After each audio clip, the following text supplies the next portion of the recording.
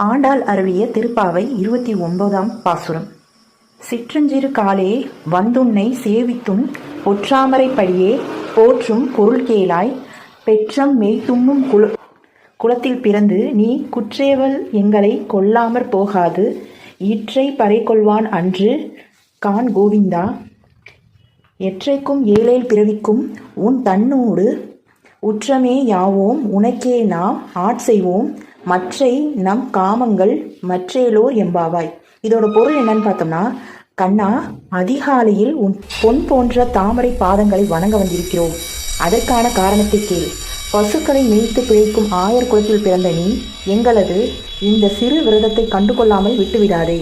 நீ தரும் சிறு பொருட்களாக, அதாவது அணிகலன்கள் முதலானவை இந்த விரதத்தை மேற்கொள்ளவில்லை.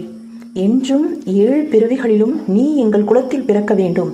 எங்களை உன் உறவினர்களாக ஏற்க வேண்டும். உனக்கும் மட்டுமே சேவை செய்யும் பாக்கியத்தை தர வேண்டும். இது தவிர மற்ற விருப்பங்களையெல்லாம் நீயே அழித்து விடு என்பதே இதன் பொருளாகும்.